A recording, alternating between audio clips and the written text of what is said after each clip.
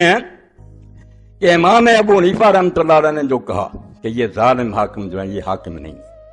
ان کے خلاف جب موقع ملے جہاد کریں۔ میں اسی بات سے خوش ہوں کہ ان اہل حدیثوں سے 1000 درجہ بہتر تھا ابو حنیفہ رحمۃ اللہ علیہ، امام مالک رحمۃ اللہ، جو دین کو سمجھتے تھے، شروع میں تھے، یہ سب ان کے بعد پیدا ہوئے، یہ ظالموں کے دور میں پیدا ہوئے ہیں، انہوں نے ظالموں کو ساتھ دیا۔ امام احمد ابن حنبل نے، ابن تیمیہ نے، ان سب نے یہی مسئلے گڑھے کہ جو بیٹھ گیا ان کا ساتھ دو، یہ جھوٹے، بالکل جھوٹے ہیں۔ سچے امام یہ تھے دونوں، جو پہلی اور دوسری صدی میں سے جو اٹھے، بالکل انہوں نے بنی عباس کے خلاف جہاد میں ساتھ دیا،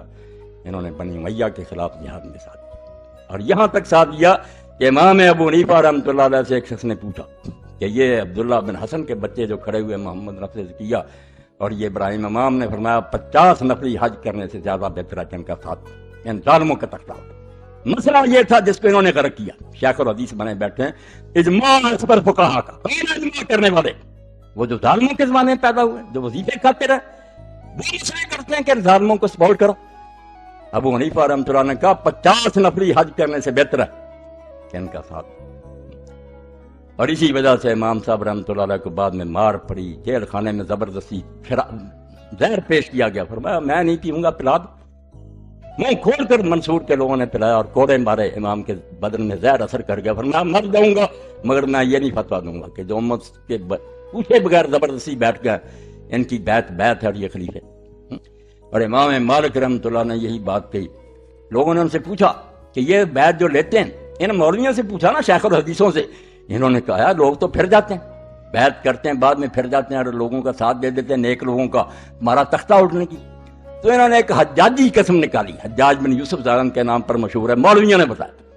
کہ تم یہ قسم لیا کرو کہ میں بیعت کر رہا ہوں اس کی، اور اگر میں اس بیعت سے پھروں تو میری بیویوں کو طلاق،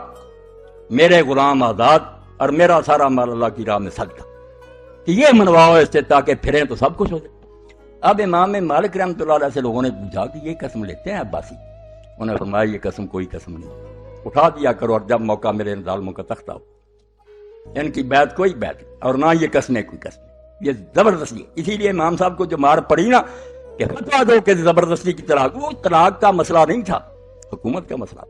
کہ اگر یہ بات ہوئی کہ طلاق المکرہ ایسا زبردستی سے اس طرح منوائی ہوئی طلاق نہیں ہوتی تو لوگ تو پھر جائیں گے، پھر جاتے تھے اور تختہ اٹھتے تھے۔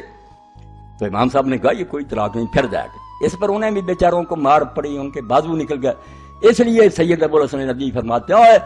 مالک اور ابو حنیفہ سے بڑا امام اس امت میں کون ہے؟ جب انہوں نے فتویٰ دیا کہ مسلمان حکمران جو ان کے خلاف بغاوت کرو، سب لوگوں کے فتوے جھوٹے، فتوے ان کے سچے ہیں جو امام تھے پہلی صدی کے، جنہیں جو صحابہ اور تابعین سے ملے، بالکل ٹھیک۔